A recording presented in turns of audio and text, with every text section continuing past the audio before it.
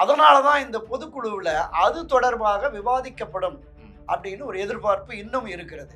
சரி, இதை செங்கோட்டையன் விவகாரம் குறித்து அங்க ஒரு விவாதம் இருக்கும். நிச்சயமா விவாதம் இருக்கு. அந்த அதிருப்தியாளருடைய அந்த எண்ணிக்கை அப்படிங்கிறதோ, அந்த அதிருப்தி குரலுடைய அந்த வீச்சுங்கிறதோ குறைவா இருக்கும்போது அங்க எடுபடுவதற்கான வாய்ப்பு இருக்கா அப்படின்னு நான் சொல்றேன்.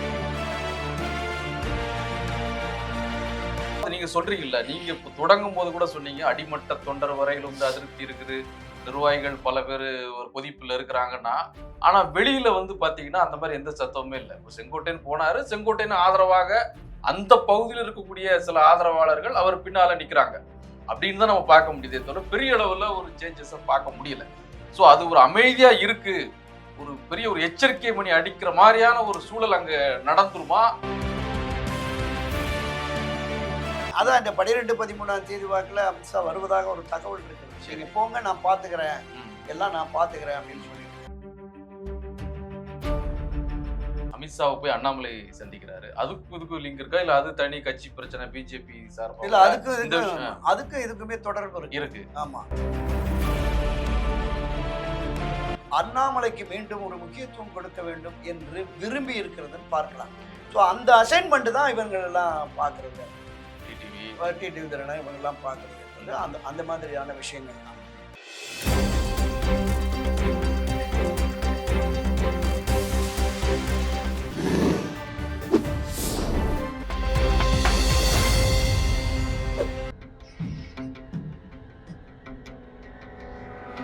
தமிழலை நேயர்களுக்கு வணக்கம்.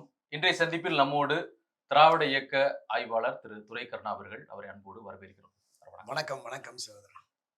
அதாவது அதிமுகவினுடைய பொதுக்குழு கூட்டம் டிசம்பர் மாதம் 10ஆம் தேதி அப்படின்னு அறிவிப்பை அந்த கட்சியினுடைய தலைமை அறிவித்திருக்கிறது. இந்த பொதுக்குழு கூட்டம் அப்படிங்கிறது வந்து ஒரு முக்கியத்துவம் வாய்ந்த ஒரு கூட்டம் பார்க்கப்படுது. ஏன்னா ஏற்கனவே ஒரு சில பரபரப்பான விஷயங்கள் இருக்குது. அதை தாண்டி தேர்தல் நெருங்கக்கூடிய நேரத்துல வைக்கப்படக்கூடிய ஒரு பொதுக்குழு செயற்குழு அப்படிங்கிற மாதிரி இருக்கனால கூடுதல் முக்கியத்துவம். இந்த கூட்டம் எப்படி இருக்கும்னு நினைக்கிறீங்க? ஒரு பரபரப்புக்கு பஞ்சம் இல்லாத விஷயமா இருக்குமா அல்லது ஒரு இயல்பான கூட்டமாக நடந்து முடியும்னு நினைக்கிறீங்க? நிச்சயமாக இந்த பொதுக்குழு என்பது உண்மையிலேயே மிக மிக முக்கியத்துவம் வாய்ந்த பொதுக்குழுவாக இருக்கிறது.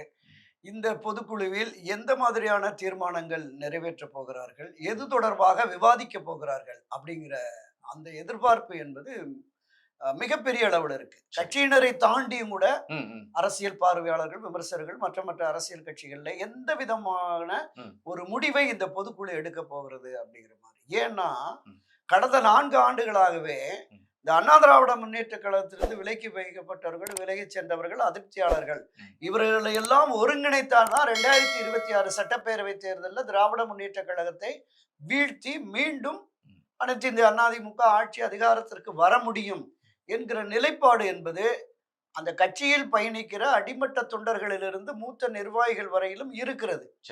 ஏதோ ஒரு கட்டுப்பாட்டில் அவர்கள் பெரிய அளவுல குரல் எழுப்பாம இருக்கிறாங்க. பெரிய அளவில் குரல் எழுப்பிய அந்த 6 பேர்ல ஒருத்தரை கட்சியிலிருந்து வெளியேற்றிட்டாரு எடப்பாடி பழனிசாமி.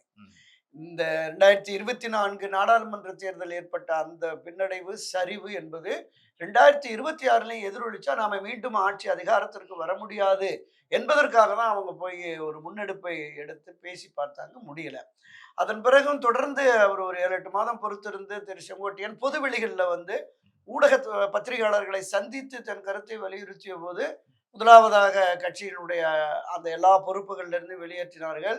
இந்த ஒருங்கிணைப்பு தொடர்பாக இதுவரையிலும் பேசிக் கொண்டிருந்த திரு ஓபிஎஸ், திருமதி வி.கே. சசிகலா, தினகரன் போன்றோரை அந்த பசுமன் அவர் தேவருடைய நினைவிடத்திற்கு சென்று சந்தித்ததனால கட்சியினுடைய அடிப்படை பொறுப்புல இருந்தும் விலக்கி விட்டார். இந்த தாக்கம் என்பது திரு ஓபிஎஸ் அவர்கள், திரு சசிகலா அவர்களை விலக்கியதை விடவும் திரு செங்கோட்டையன் அவர்களை கட்சியின் அடிப்படை உறுப்பினர் பொறுப்பு உட்பட அத்தனை பொறுப்புகளிலிருந்து விலக்கியது என்பது அவரோடு பயணித்த மூத்த முன்னோடிகள் 72 இருந்து தொடர்ந்து பயணித்தவர்கள், அதை தாண்டி தமிழகம் முழுவதுமே இருக்கிற கட்சியினுடைய அடிப்படை உறுப்பினர்கள், நிர்வாகிகள் மத்தியில ஒரு பெரிய அதிருப்தி ஏற்பட்டது. ஏன் இந்த பிடிவாத தன்மையோடு இப்படி ஒரு எதேச்சியாதிகார போக்கில் தானடித்த மூப்பாக இப்படி செயல்படுகிறாரே அப்படிங்கிற அந்த எண்ணம் இருந்தது. அதனாலதான் இந்த பொதுக்குழுவுல அது தொடர்பாக விவாதிக்கப்படும் ம். அப்படின்னு ஒரு எதிர்பார்ப்பு இன்னும் இருக்கிறது. சரி. அதாவது இதை செங்கோட்டையன் விவகாரம் குறித்து அங்க ஒரு விவாதம் இருக்கும். நிச்சயமா விவாதம் இருக்கு. இந்த ஒருங்கிணைவோம் ஒன்றிணைப்போம் என்று பொதுவெளிகளில் பேசி வருகிற இவர்களுக்கு ஆதரவான குரலும் சரி. திரு ஓபிஎஸ், திருமதி சசிகலா ம். ஆகியோருக்கு ஆதரவான குரலும் ம். நிச்சயம் அங்க எழும் அப்படிங்கிற மாதிரி. ஏன்னா ம். கடந்த ஒரு வாரத்திற்கு முன்பாக திரு ஓபிஎஸ் அவர்கள் அதிமுக தொண்டர்கள் உரிமை மீட்பு குழு சார்பாக ஒரு மாநில மாவட்ட நிர்வாகிகள் கூட்டம் நடத்தினார். சரி. அந்த கூட்டத்தில் பேசிய முன்னாள் அமைச்சர் வெல்லமண்டி நடராஜன் சொன்னார், ம். வருகிற 10ஆம் தேதி ம். புதன்கிழமை அன்று ம். பொதுக்குழு நடைபெறுகிறது. அந்த பொதுக்குழுவில் நம்முடைய கருத்துக்கு, இந்த ஒருங்கிணைவோம் என்கிற கருத்துக்கு வலு சேர்க்கிற வகையில் சரி. அங்க விவாதம் எழும்பும், அது தொடர்பாக பேசுவார்கள் அப்படின்னு சொன்னார். ம். ஒரு எதிர்பார்ப்பு அங்க இருக்குதுங்கிறது. இல்ல அதுக்கான ஒரு வாய்ப்பு அங்க வழங்கப்படுமான்னு கேக்குறோம். இல்ல இல்ல ஒரு அதிருப்தி நீங்க குரல் எழுப்பப்படும் நிச்சயமா நிச்சயமாக. ஏன்னா இந்த நான் கேக்குறேன்னா சார், அந்த அந்த அதிருப்தியாளருடைய அந்த எண்ணிக்கை அப்படிங்கிறதோ, அந்த அதிருப்தி குரலுடைய அந்த வீச்சுங்கிறதோ குறைவா இருக்கும்போது அங்க எடுபடுவதற்கான வாய்ப்பு இருக்கா அப்படின்னு கேக்குறேன். நான் சொல்றேன். இப்போ அந்த பொதுக்குழுவுல என்ன தீர்மானங்களை நிறைவேற்றலாம் அப்படின்னு கட்சியினுடைய முன்னணி நிர்வாகிகள் கலந்து ஆலோசிக்கிற பொழுது ம். அவர்களுமே ஏதாவது ஒரு வேண்டுகோள் மாதிரி ஒரு தீர்மானம் வைக்கலாமா இது தொடர்பா ம். ம். அப்படிங்கிற மாதிரி அது பேசி சரி. அது பொதுச் செயலாளர் திரு எடப்பாடி பழனிசாமியினுடைய ம். ஒப்புதல் கிடைக்கவில்லைங்கிறவர் தான் நேற்று வரைக்குமே நமக்கு தகவல். ஓ. அப்ப அப்ப அஹ் அதாவதுன்னா இவர் இவர் விலகி சென்றவர்கள் அல்லது ஆமா ஆமா விலக்கப்பட்டவர்களை திரும்ப திரும்ப அவர்கள் என்ன சொல்ல நீங்க சொல்ல ஒரு மன்னிப்பு கேட்க மூலமாகவோ அல்லது வருத்தம் தெரிவிக்கும் அதான் மூலமாகவோ நேரிலும் கடிதம் மூலமும் வருத்தம் தெரிவித்ததற்கு இணங்க இணங்க இவர்கள் மீண்டும் எல்லோரும் இணைந்து கொள்வோம் அப்படிங்கிற மாதிரியான ஒரு தீர்மானம் கொண்டு வரலாங்கிற ஆலோசனை தெரிவித்து அந்த ஆலோசனை ஏற்கப்படவில்லை. 8ஆம் தேதி 9ஆம் தேதி வரைக்கும் ஏற்கப்படவில்லை அப்படிங்கிற மாதிரி நமக்கு இருக்கு. சரி. ஆனால் கடைசி நேரத்தில் என்ன வேணாலும் நடக்கலாம். என்னன்னா நீங்க சொன்னதுதான், ஒரு 4 பேரு 5 பேரு, அந்த 5 பேருக்கு ஆதரவா ஒரு 50 பேரு, இந்த 50 பேருக்கு ஆதரவா ஒரு 10 500 பேரு அப்படி வந்ததுன்னு சொன்னா ஒரு மிகப்பெரிய அளவுல அந்த பொதுக்குழுவுல இதற்கு உடன்பட்டே தீர வேண்டும் என்கிற நிலை பொதுச் செயலாளர் திரு எடப்பாடி பழனிசாமிக்கு வந்துடும்.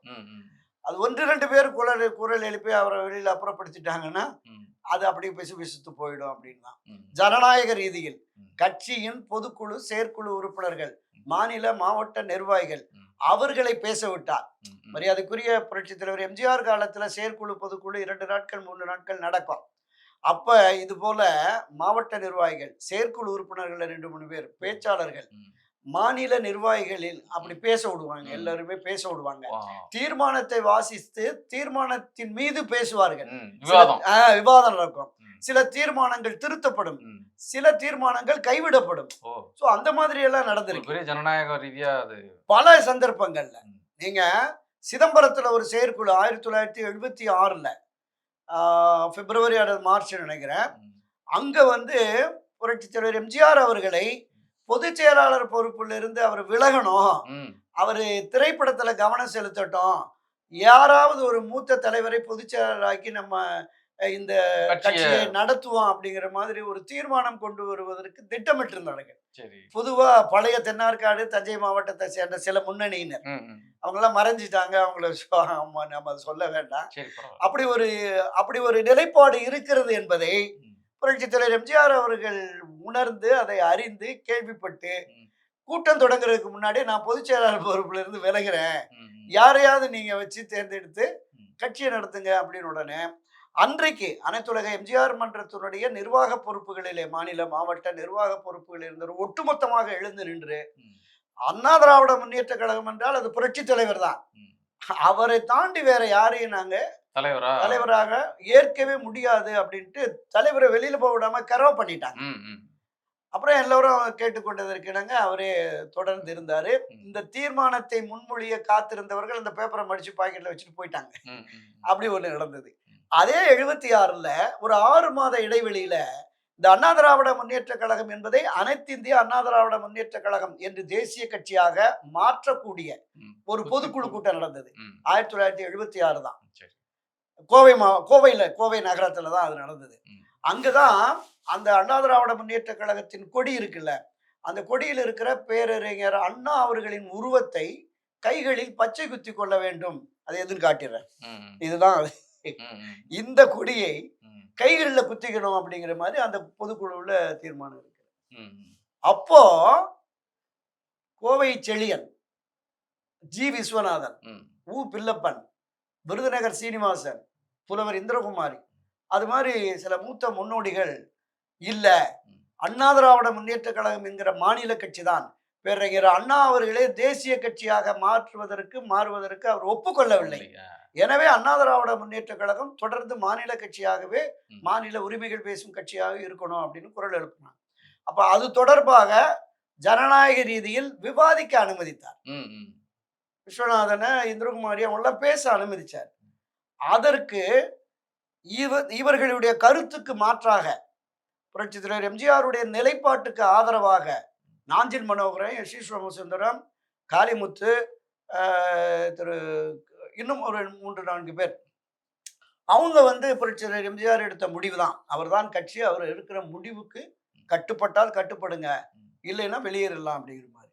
கடைசியில வாக்கெடுப்புல புரட்சித் தலைவர் எம்ஜிஆர் எடுத்த முடிவுக்கு நாங்கள் அனைவரும் ஒப்புக்கொள்கிறோம் அப்படிங்கிற அப்படின்னு ஒரு சொல்லிட்டு ஒரு தீர்மானத்தை கொண்டு வந்து முடிஞ்சிருச்சு. முடிஞ்சிருச்சு. இவங்க வெளியில போய் ம். கோர்ட்டு கேஸ் எல்லாம் போனாங்க, உண்மையான அதிமுக நாங்க தான் அந்த அப்படின்னு. மாதிரி. ஆனால் ஒரு 6 மாசம் 1 வருஷத்துல எல்லாருமே திருப்பி வந்துட்டாங்க. ம். ம். எனவே ஜனநாயக ரீதியிலான அந்த மாதிரியான பொதுக்குழு ம். இப்போது நடைபெற்றால் ம். நிச்சயமா இது தொடர்பா மிகப்பெரிய விவாதம் இருக்கும். நான் என்ன சொல்றேன், ஒரு அங்க அனுமதிக்கப்படாத வாய்ப்பு வழங்கப்படுது, எதுவான நடக்கலாம். நீங்கள் கேள்விப்படுற வகையில ஏதாவது நீங்க சொல்றீங்கல்ல, நீங்க இப்ப தொடங்கும் போது கூட சொன்னீங்க, அடிமட்ட தொண்டர் வரையிலும் அதிருப்தி இருக்குது, நிர்வாகிகள் பல பேர் ஒரு கொதிப்புல இருக்கிறாங்கன்னா, ஆனா வெளியில பாத்தீங்கன்னா அந்த மாதிரி எந்த சத்தமுமே இல்லை. இப்போ செங்கோட்டையன் போனாரு, செங்கோட்டையன் ஆதரவாக அந்த பகுதியில் இருக்கக்கூடிய சில ஆதரவாளர்கள் அவர் பின்னால நிக்கிறாங்க அப்படின்னு தான் நம்ம பார்க்க முடியுதே தவிர பெரிய அளவுல ஒரு சேஞ்சஸை பார்க்க முடியல. ஸோ அது ஒரு அமைதியா இருக்கு, ஒரு பெரிய ஒரு எச்சரிக்கை மணி அடிக்கிற மாதிரியான ஒரு சூழல் அங்க நடந்துருமா? அப்படி ஏதாவது கேள்விப்படுறீங்களா? அது ஏதாவது ஒரு ஒருங்கிணைப்பதுக்கு நடக்குதான்னு தான் நான் கேட்கிறேன். அனைத்து இந்த அண்ணா திராவிட முன்னேற்ற கழகத்தை பொறுத்தளவுல இது தொண்டர்கள் கட்சி. கோடிக்கணக்கான, கிட்டத்தட்ட 1.5 கோடி இருப்ப 2 கோடிக்கு மேலன்னு சொல்றாங்க இந்த தொண்டர்கள். அவர்களுடைய கட்டுக்கோப்பு இருக்குல்ல, ம். அது நீங்க உலகத்துல எந்த அரசியல் கட்சியிலையும் பார்க்க முடியாது. ம். உதாரணத்துக்கு சொல்றேன், செல்வி ஜெயலலிதா அவருடைய மறைவுக்கு பிறகு திருமதி வி.கே. சசிகலாவை கட்சியினுடைய பொதுச் செயலாளராக, தற்காலிக பொதுச் செயலாளராக ஒரு பொதுக்குழு கூடி தீர்மானம் நிறைவேற்றி, அந்த கூட்டம் முடிவதற்கு முன்பாகவே அதை எடுத்துட்டு போய் வரிசையா தலைவர்கள்லாம் திருமதி சசிகலா காலில் விழுந்து, அம்மா நீங்க தான் கட்சியை வழி நடத்தணும் அப்படின்னு சொன்னாங்க. அந்த பொதுக்குழுவில் லேசா ஒரு சலசலப்பு இருந்ததா, ம். நாங்கள் ஏற்க மாட்டோம் இது அப்படின்னு இல்லை, அப்படியே வாங்க. அடுத்த ஒரு 3-4 மாசத்துல திருமதி சசிகலா அவர்களை கட்சியிலிருந்து பொறுப்பிலிருந்து விலக்கி விட்டு, இனி பொதுச் செயலாளர் என்கிற பொறுப்பில் புரட்சி தலைவி அம்மா அமர்ந்த அந்த இருக்கையில் அமர்வதற்கு எங்களில் யாருக்கும் தகுதியோ திறமையோ ம். இல்லை. எனவே இந்த பொதுச் செயலாளர் பொறுப்பை ஒருங்கிணைப்பாளர், இணை ஒருங்கிணைப்பாளர் என்கிற இரட்டை தலைமை செயல்படுத்துவோம்னு ஒரு பொதுக்குழுவை கூட்டுறாங்க. ம். சசிகலாவை ஏன் பொதுச் செயலாளரை கொண்டு வந்தீங்கன்னு கேட்கல, ம். சசிகலாவை ஏன் வெளியேற்றுனீங்கன்னு கேட்கல, ம். ஏன் இதை திருத்தி நீங்க ஒருங்கிணைப்பாளர், இணை ஒருங்கிணைப்பாளர்னு போட்டீங்க அதையும் கேட்கல. ம். அப்ப ஒரு கட்சியினுடைய தலைமை பொறுப்பு இருப்பவர்கள் எடுக்கிற முடிவு என்பது கட்சியின் நலனுக்கு உகந்ததாக, கட்சியை வெற்றி பாதைக்கு அழைத்து செல்ல உகந்ததாக இருக்கும் என்று அந்த அடிப்படை உறுப்பினர்கள், தொண்டர்களின் பிரதிநிதிகளான பொதுக்குழு உறுப்பினர்கள் கருதுகிறார்கள். அதே மாதிரிதான் இப்போது எடப்பாடி முடிவும் சரியாதான் இருக்குங்கிற மாதிரி நினைக்கிறதுக்கு வாய்ப்பு இருக்குல்லன்னு சொல்றேன். இல்ல அதுதான் இப்ப சொல்ல வரேன்.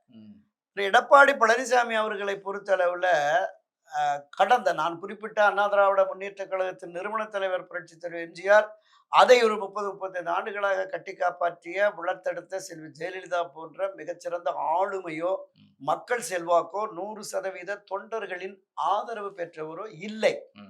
எனவே இவர் எடுக்கிற முடிவு என்பது பொதுக்குழு நிச்சயமா 2-3 பொதுக்குழு போட்டாரு, எல்லாமே அங்கீகரிச்சிருச்சு. அவரே மீண்டும் விதியை திருத்தி 10 மாவட்ட செயலாளர் முன்மொழியணும், 10 மாவட்ட செயலாளர் வழிமொழியணும், 5 ஆண்டுகள் தொடர்ந்து தலைமை கழகத்துல பொறுப்புல இருக்கணும்லாம் கொண்டு வந்தார். அந்த தீர்மானத்தை போட்டு இவர் பொதுச் செயலாளர் ஆகிட்டு அடுத்த நாளே சேலத்துல பேசுறார், நீங்க இருக்கிறீர்களே தொண்டர்கள், நீங்கள் கூட என்ன மாதிரி பொறுப்புக்கு வரணும். அந்த தொண்டனுக்கு எவன் 10 மாவட்ட செயலர் ஓட்டு போடுவான்? எந்த மாவட்ட செயலாளர் 10 பேர் வழிபடுவான், முன்மொழிவான்? 5 வருஷம் அவர் தலைமை கழக நிர்வாகியா எப்படி வர முடியும்? ஆக தனக்கு இருந்த படபலம், அதிகார பலத்தை பயன்படுத்தி அண்ணா திராவிட முன்னேற்ற கழகத்தை தன் கட்டுப்பாட்டுக்குள் திரு எடப்பாடி கொண்டு வைத்தார். அந்த கட்டுப்பாட்டில் இருக்கிறத கழகத்தை காப்பாற்ற வேண்டும் என்கிற முயற்சியில தான் இவங்க தொடர்ந்து ஈடுபடுகிறார்கள். திரு ஓபிஎஸ், ரமேஷ் சசிகலா அவர்கள் எல்லோருமே இதுதான் இருக்கிறாங்க. அப்ப இன்றைக்கும் கூட அவர் நடத்திய நிர்வாக குழு கூட்டம், மாவட்ட குழு கூட்டத்துக்கு போற போதே கீழே அந்த கன்சர்ன் மாவட்ட செயலாளரும் தலைமை கழக நிர்வாகிகளும் நின்று யாருமே போய் ஓபிஎஸ் சசிகலா சேர்க்கணும், கட்சி ஒன்று சேரணும்னு பேசாதீங்க அப்படின்னு இன்ஸ்ட்ரக்ஷன் கொடுத்தே மேலே அனுப்புனாங்க. அந்த கூட்டத்தில் பங்கேற்ற பல முன்னாள் அமைச்சர்கள், முன்னாள் சட்டமன்ற நாடாளுமன்ற உறுப்பினர்கள் என்னோட தொடர்பில் இருக்கிறாங்க, இன்றும் தொடர்பில் இருக்கிறார்கள். அவங்க சொன்னாங்க இந்த கருத்தை. இப்படி ஒரு சர்வாதிகாரத்தனமா நடத்திட்டு இருக்கிறாரு. வெளிப்படையா தலைவர் அனுமதிச்சாங்க, அம்மா அனுமதிச்சாங்க. சில ஜெயலலிதா காலத்திலும் தொடக்கத்தில் அப்படிதான். நீங்க அந்த தொடக்க கால செயற்குழு பொதுக்குழு சில ஜெயலலிதா நடத்திய பொழுது பல மாவட்ட செயலாளர்கள், கட்சி நிர்வாகிகள் கடுமையா அமைச்சர்கள் மீதும் தலைமை கழக நிர்வாகிகள் மீதும் குற்றம் சுமத்துவார்கள். அதையெல்லாம் கேட்டுட்டு நான் அதை சரி பண்ணிடுறேன் அப்படின்னாங்க. இன்னொரு பொதுக்குழுவில் இப்படி வெளிப்படையா பேசினா அது வெளியில போயிடுது, குற்றச்சாட்டுகளை எழுதி இந்த பாக்ஸ்ல போடுங்க அப்படின்னு சொல்லி ஒரு பெட்டி வச்சு அங்க வந்து பொதுக்குழு உறுப்பினர்கள் போட்டு அதன் மீதெல்லாம் நடவடிக்கை எடுத்திருக்கிறாங்க. ஸோ அந்த அந்த அடிப்படையில் இந்த பொதுக்குழு நடக்கலைங்கிறது நம்ம தெளிவாகவே தெரிஞ்சுக்கிட்டோம். இவர் நடத்தின பொதுக்குழுவில் மிக மோசமான பொதுக்குழு என்பது இந்த பாட்டில் அடிச்ச பொதுக்குழு தான். ஒரு கட்சியின் பிரதான ஒருங்கிணைப்பாளருங்க, அவர் தானே நம்பர் 1 அண்ணா திராவிட முன்னேற்ற கழகத்தினுடைய முதன்மை ஒருங்கிணைப்பாளர். அடுத்ததான் இணை ஒருங்கிணைப்பாளர் வர்றாரு. அப்ப முதன்மை ஒருங்கிணைப்பாளர் மீது ஒருத்தன் பாட்டில் அடிக்கிறான், நீங்க அனாவசியமா பேசுறானா, இணை ஒருங்கிணைப்பாளர் எழுந்து இது ஒரு இது வந்து தகாத செயல், இதை நம்ம ஒத்துக்கவே முடியாது, நம்ம இதெல்லாம் ஜனநாயக ரீதியில நம்ம பேசி தீர்த்துக்குவோம் அப்படிங்கிற மாதிரி சொல்லியிருக்கணும்ல, பண்ணல. அப்ப ஒரு தலைமை பண்பற்றவராக இருக்கிறார் அப்படின்னு பல பேர் அந்த கூட்டத்துல பங்கேற்ற பலருமே தன்னுடைய வேதனையை வெளிப்படுத்தினாங்க. என்ன இப்படி போயிட்டு இருக்கு கட்சி அப்படிங்கிற மாதிரி. அதே மாதிரி இன்னொரு விஷயம், அதிமுக தலைமை அலுவலகம் ஓபிஎஸ் ஆதரவாளர் சூறையாடப்பட்ட போது திரு ஓபிஎஸ் என்ன ரியாக்ட் பண்ணாரு? இல்ல மிக வேதனையாக அந்த வருத்தத்தை, என்னுடைய அரசியல் வாழ்விலே இது ஒரு கரும்புள்ளி, இது நடைபெற்றிருக்க கூடாதுன்னு. என்ன நடந்ததுன்னா, அன்றைய பொதுக்குழுவில் முதலாவதாக நடைபெற்ற பொதுக்குழுவில் கடுமையான எதிர்ப்பு, பாட்டில் வீசிட்டாங்க. இனி அங்க போனா மரியாதை கிடைக்காது, எனவே கட்சியின் ஒருங்கிணைப்பாளர் என்கிற முறையில நம்ம தலைமை கழகத்துக்கு போவோம் அப்படின்னு முடிவெடுத்து அவங்க கிளம்புறாங்க. ஆனால் முதல் நாளே நீங்க பொதுக்குழுவில் பங்கேற்க வேண்டிய இந்த சென்னையில் இருக்கிற 8 மாவட்ட செயலாளர் இங்க இருக்கிறாங்க, 6 பேர், 6 மாவட்ட செயலாளர்கள் இந்த தலைமை கழகத்திலே இருக்கிறாங்க. அந்த தலைமை கழகத்தில் நீங்க அந்த வீடியோ காட்சிகளை பார்க்கலாம். கிட்டத்தட்ட ஒரு 50-60 பேர் இரவெல்லாமே அங்க இருந்து ஆட்டம் பாட்டம் கொண்டாட்டம்னு தொழில்முறை ரவுடிகள் கொண்டு வரப்பட்டார்கள்ங்கிறத அவங்களுடைய குற்றச்சாட்டு. அப்ப தேனியிலிருந்து ராமநாதபுரத்திலிருந்து வந்தவங்க, நீங்க தலைமை கழகத்துக்கு முன்னாடி போயிருங்க, நான் வர்றேன் அப்படின்னு சொல்லிட்டு வர்றாரு. இங்க வந்து கேட்ல போற போது உள்ள இருக்கிறவங்க வந்து தாக்க ஆரம்பிக்கிறாங்க, அடிதடி ஆரம்பிக்குது. அப்ப இவர்கள் எண்ணிக்கையில் குறைவு அந்த ரவுடி கூட்டம். இவங்க ஒரு 4-5 பஸ்ல வந்தவங்க ஒரு 200-300 பேர் வந்ததுனால அவங்க களத்துல இறங்கிறாங்க. அவங்க பயன்படுத்திய கல்லு கட்டையை வச்சுதான் அடிச்சு ரகல வருது. அதுல உணர்ச்சி வயப்பட்டவன் உள்ள போய் கதவை அடைச்சு போயிட்டான், உடைச்சு போயிட்டான். அந்த அந்த அந்த நிகழ்வு நடந்த இரவு அவர் கண்ணீர் விட்டு தன்னுடைய தொண்டர்களை, நான் வச்சிருந்த எனக்கு அரசியல் இருந்த மரியாதை, என்னுடைய பேரை இப்படி சுத்தமா கெடுத்துட்டீங்க, இதை உடைச்சு இதுல இருந்து வந்து இதை வச்சு நம்ம என்ன செய்ய போறோம், ஏன் இந்த மாதிரி இருந்தீங்க அப்படின்ட்டு அந்த நிர்வாகிகளை போறான் கண்டிச்சார். இதற்கு இந்த விஷயங்கள்லாம் நடந்து கொண்டிருக்கும் போதுதான் திரு ஓபிஎஸ் அவர்கள் அமித்ஷாவை போய் சந்திக்கிறாரு. அந்த சந்திப்புல நீங்க என்ன கேள்விப்படுறீங்க? அவர் அழைப்பின், அமித்ஷா அழைப்பின் பேரில் திரு ஓபிஎஸ் அங்கு சென்றதாக ஒரு தகவல். என்ன பேசப்பட்டது? அதுக்கு என்ன நெக்ஸ்ட் மூவா ஏதாவது ஒரு பாசிட்டிவா, அவருக்கு பாசிட்டிவா ஏதாவது நடக்க வாய்ப்பு இருக்கா? இங்க மரியாதைக்குரிய அமித்ஷா அவர்களுடைய அழைப்பின் பேரில் தான் திரு ஓபிஎஸ் பண்ணாரு. அந்த அழைப்பை நேரம் நாள் உறுதிப்படுத்திட்டு தான் இங்க இருந்தே கிளம்பினார். ஏற்கனவே சில அனுபவங்கள் இருக்கு. ஆமா ஆமா. ஏற்கனவே இந்த பாஜகவினுடைய மாநில தேர்தல் பொறுப்பாளராக நியமிக்கிட்ட BL ஜந்தோஸ், இன்னொருத்தர் ஜட்டாவா ஒடிஷா முண்டா அவர்கள், இவங்க வந்து அவர் அணுகி பேசிய பொழுது வாங்க டெல்லிக்கு இது தொடர்பாக பேசிக்கிறோம் அப்படிங்கிற போது திரு அமித்ஷா அவர்கள் எனக்கு நாளும் தேதியும் கொடுத்தா நான் வர்றேன் அப்படின்னு. அப்போ இவங்க டெல்லி போய் அங்கே அவர்கிட்ட திரு அமித்ஷா அவர்களை சந்தித்து பேசி எப்போ அவர் வர சொல்லலாம் அப்படின்னு சொல்லிட்டு கரெக்டாக அதை ஃபிக்ஸ் பண்ணி தான் போனாங்க.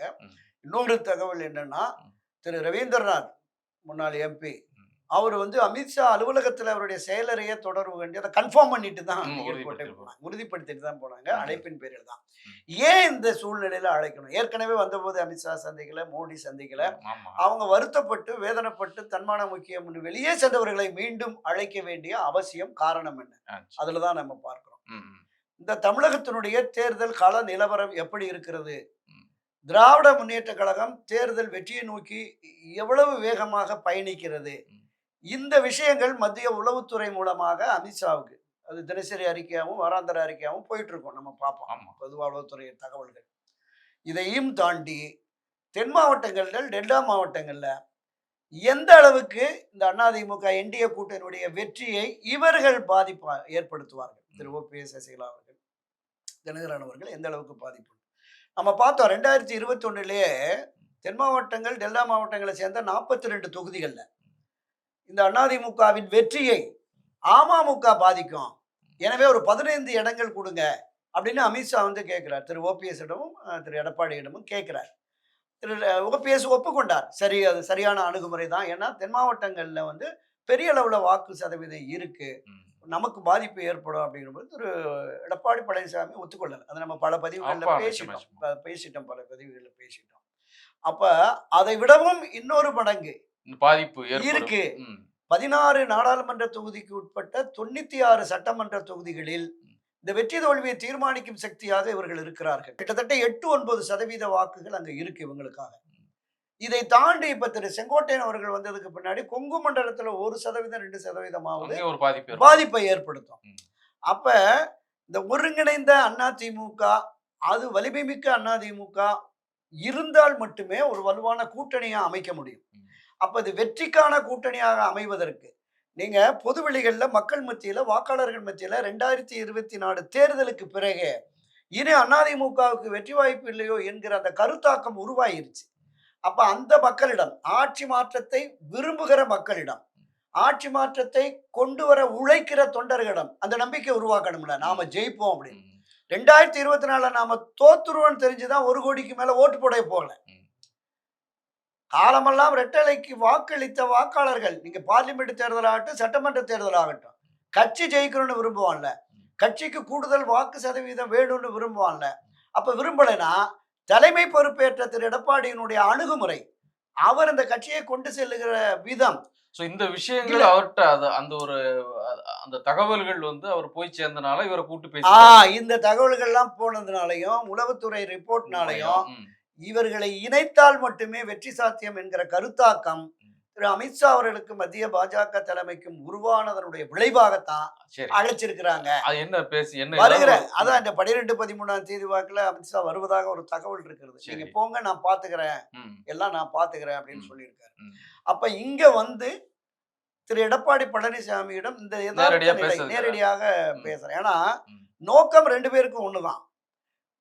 இந்த திராவிட முன்னேற்ற கழக ஆட்சியை அகற்ற வேண்டும். ம். நேற்றைக்கு முன்தினமே அதை பேசியிருக்கிறார். ம். வெஸ்ட் பெங்கால், மேற்கு ஆமா. வங்கத்திலையும் இங்கேயும் தமிழ்நாட்டில் மீண்டும் தேசிய ஜனநாயக கூட்டணி ஆட்சி இந்திய ஆட்சியை கொண்டு வருவோம் ம். அப்படின்னு, இந்த திராவிட திமுகவை ம். ஆட்சியிலிருந்து விரட்டி அடிப்போம் அப்படிங்கிற மாதிரி ஆவேசமா பேசியிருக்கிறார். ஸோ அப்படி விரட்டி அடிப்பதற்குரிய வலிமை இருக்கிறதா என்டிஏ அணிக்கு? நிச்சயமா. அதே மாதிரி அமித்ஷாவை போய் அண்ணாமலை சந்திக்கிறாரு. அதுக்கும் லிங்க் இருக்கா இல்ல அது தனி கட்சி பிரச்சனை பிஜேபி இல்ல, சார்பா அதுக்கும் இதுக்குமே தொடர்பு இருக்கு. இருக்கு. ஆமா, நீங்க கடந்த 80, 84 இருந்து பாஜக தமிழ்நாட்டில் எந்த விதமாக இருந்தது அப்படிங்கிறத நம்ம பார்த்தோம். கடந்த இல கணேசன், கே லட்சுமணன், கிருபாகரன், பொன்னாரு, சிபிஆர் இவங்க காலத்துல எல்லாமே பாஜக என்பது ஒரு தத்துவார்த்த ரீதியில, சித்தாந்த ரீதியில நாங்க அங்க கூட்டங்களை போட்டிருப்பாங்க. திரு எல்முருகன் வந்ததற்கு பிறகு ஓரளவுக்கு பிரபலமாச்சு அந்த வேல் யாத்திரை. தமிழிசை வந்ததற்கு பிறகு இன்னும் கொஞ்சம் கூடுதலாக பாஜக என்பது தாமரை மலர்ந்தே தீரும்னு அது பயங்கரமா வைரல் ஆயிடுச்சு. ஸோ அவங்க காலத்துல இருந்தது. இதை விடவும் திரு அண்ணாமலை தலைமை பொறுப்பு ஏற்றதற்கு பிறகு அதனுடைய வீச்சு என்பது, தாக்கம் என்பது தமிழகத்துல பாஜகவை மூலை முடுக்கெல்லாம் கொண்டு சென்றது. அதை நம்ம மறுக்கவே முடியாது. திராவிட முன்னேற்ற கழகத்துக்கு எதிராகவும் அதிமுகவுடன் தீவிரமா களமாடினார். எந்த திமுகவை வீழ்த்த வேண்டும் என்று இன்றைக்கு பாஜக கருதுகிறதோ அந்த திமுகவுக்கு எதிராக டிஎம்கே ஃபைல்ஸ் 1, டிஎம்கே ஃபைல்ஸ் 2ன்னு திமுகவினுடைய செயல்பாடுகளை, திமுக ஆட்சியினுடைய செயல்பாடுகளை கடுமையா விமர்சித்ததுல திரு அண்ணாமலைக்கு பெரும் பங்கு உண்டு. அவர் நடத்திய அந்த எண்மண் எண் மக்கள் யாத்திரையில அவர் போன இடங்கள்லாம் இளைஞர்கள் ஒரு 3-4% அந்த இளைஞர்கள் இந்த பக்கம் வந்தாங்க அப்படின்னு பார்த்தோம். நம்ம இந்த திருவண்ணாமலை, மதுரையிலலாம் இப்ப பாஜக இளைஞரணி மாநாடு எஸ்ஜி சூர்யா நடத்துறாருல, இங்க திராவிட கட்சிகளுக்கு மாற்றம் மிக பயங்கரமா இருக்கு. அந்த கூட்டங்களையும் அதையும் விழா ஏற்பாடுகளையும் பார்த்து. அப்ப இளைய சமுதாயத்தை ஈர்ப்பதில் இவருக்கு ஒரு பெரும் பங்கு உண்டு. தனிப்பட்ட முறையில தன்னை முன்னிலைப்படுத்துகிறார் அப்படிங்கிற பார்வைய தமிழகத்தில் இருக்கிற பாஜகவின் மூத்த தலைவர்கள் டெல்லியில சொன்னதுனால தான் இவர் வெளியேத்திட்டாங்க. ம். அதுக்கு ஒரு உதாரணம் அந்த மதுரையில் நடைபெற்ற கூட்டத்துல இதுக்கும் அதிமுக சம்மந்தம் இல்லைங்கிறீங்க. ஆமா. அந்த அங்க நடந்த கூட்டத்துல வந்து அவர் அண்ணாமலை அண்ணாமலை பேச சத்தம் அவர் சொல்றபோது பேரை சொல்லும்போது போறபோது சொல்லுங்க. அப்பவே கட்சியை விடவும் தன்னை முன்னிலைப்படுத்துகிறாரோங்கிற அந்த பார்வை வந்ததுல இல்ல நான் கேட்கறது அதனால அந்த அண்ணாமலைக்கு ஏதாவது ஒரு அசைன்மெண்ட் மாதிரி கொடுக்காங்களா இந்த ஏடிஎம்கே விவகாரத்துல? ஏன்னா இதற்கு மத்தியில தான் அந்த சந்திப்புக்கு பிறகு டிடிவி அண்ணாமலை சந்திப்பு சந்திச்சிருக்கிறாரு. நடக்குது. திரு ஓபிஎஸ் அவர்களும் போய் சந்திச்சிருக்காங்க. அதெல்லாம் சந்திச்சிருக்கிறாரு வச்சு நேற்று. பார்க்க அதான் கேட்கிறேன். ஏதாவது ஒரு அசைன்மெண்ட் அண்ணாமலைக்குன்னு கொடுத்துருக்காங்களா? தமிழக அமித்ஷா தரப்பு. பாரதிய ஜனதா கட்சியினுடைய செயல் தலைவர்னு கூட அவரை போடலாம். அல்லது அந்த தேர்தல் பிரிவினுடைய பொறுப்பாளராக ம். அவரை நியமிக்கலாம். அவரை வந்து லைம் லைட்டுக்கு கொண்டு வர்றாங்கிறதுக்கு ஒரு முன்னோட்டம் தான். ம். டெல்லியில பார்த்துட்டு வந்த மறுநாள் ரைட் ராயலா கமலாலயத்துல உட்கார்ந்து பத்திரிகையாளர் சந்திக்கிறார். சந்திக்கிறாரு. அது வரைக்கும் இப்போ ஏர்போர்ட்ல பஸ் ஸ்டாண்ட்ல கோவையில சந்திச்சுக்கிட்டு இருந்தவரு திருப்பரங்குன்ற விஷயம் பத்தி பேசுறாரு. இந்த விஷயத்த அங்க வந்து கமலாலயத்திலேயே ம். ஒரு தலைவர் இருக்கிற அந்த இடத்திலேயே அதே இருக்கையில் அமர்ந்து அவர் பேசுகிற பொழுது பாரதிய ஜனதா கட்சியின் தேசிய தலைமை அண்ணாமலைக்கு மீண்டும் ஒரு முக்கியத்துவம் கொடுக்க வேண்டும் என்று விரும்பி இருக்கிறதுன்னு பார்க்கலாம். ஸோ அந்த அசைன்மெண்ட் தான் இவங்கள் எல்லாம் பார்க்கறது அப்படின்னு டிடிவி. டிடிவி தினகரன் இவங்கெல்லாம் பார்க்கறது என்பது அந்த அந்த மாதிரியான விஷயங்கள் தான். ம். திரு ஓபிஎஸ் அவர்களை பொறுத்தளவுல இன்னொன்னு ஸ்ட்ராங்கா அவர் சொல்லியிருக்காரு நான் கேள்விப்பட்டேன். இந்த 2021 டிசம்பர்ல வந்து கட்சி ம். விதிப்படி ஒரு தேர்தல் நடந்ததுல ம். இந்த ஒற்றை வாக்குல ஒருங்கிணைப்பாளர் இணை ஒருங்கிணைப்பு அது 2026 டிசம்பர் வரைக்கும் இருக்கு. ஸோ இந்த நிலைப்பாட்டுல இந்த முறை 2026 தேர்தல் வரைக்குமே இந்த நிலைப்பாடு தொடரட்டும். மீண்டும் ஒருங்கிணைப்பாளர் இணை ஒருங்கிணைப்பாளர் இரட்டை தலைமை அப்படி ஒரு நிலைப்பாடை சொல்லியிருக்கிறார். அதே மாதிரி ஒருங்கிணைப்பு என்று வருகிற பொழுது 1989 ஜே அணி ஜா அணி இணைந்த பொழுது என்ன அணுகுமுறை என்ன நடைமுறை கடைபிடிக்கப்பட்டதோ அந்த அடிப்படையில மாநில நிர்வாகிகள் இருந்து மாநிலம், மாவட்டம், நகரம், ஒன்றியம், பேரூர், கிளை இதுவரைக்கும் என்னோடு பயணிக்கிறவர்களை கட்சியில பொறுப்புகளை கொண்டு வரணும் அப்படின்னு. யாரெல்லாம் அங்க செயலாளர் இருக்காங்களோ அடுத்து இவங்களை இணைச் செயலாளர், துணை செயலாளர், துணை தலைவர் ஏதாவது ஒரு பொறுப்பு கொடுத்து பயணித்தால்தான் இந்த ஒருங்கிணைப்பு 100% வெற்றிகரமாக இருக்கும். இல்ல பேரளவுல இணைந்து பயணிப்பதற்கு திமுகவை தேர்தல் களத்தில் தோற்கடிப்பதற்கு இவங்கள் தீவிரமா களமாடுவார்கள். இந்த 2 விஷயத்தையுமே சொல்லியிருக்கிறாங்க. அப்ப இந்த 2 விஷயத்தையும் அமித்ஷா உள்வாங்கி அவர்களுக்கு இருக்கிற அந்த செல்வாக்கு என்பதையும் மத்திய உளவுத்துறை மூலமா கிடைக்கப்பட்டதன் விளைவாக அவர் விரும்புகிற ஆட்சி மாற்றம் திமுக ஆட்சி மாற்றத்தை கொண்டு வருவதற்கான அந்த பணியை திரு அமித்ஷா இங்க வந்து இந்த வாரத்துக்குள்ள வர்றாருன்னு சொல்றாங்க. வந்து என்ன முடிவெடுக்க போகிறார் அப்படிங்கிறத பார்த்து. மிக்க நன்றி தமிழ். நன்றி.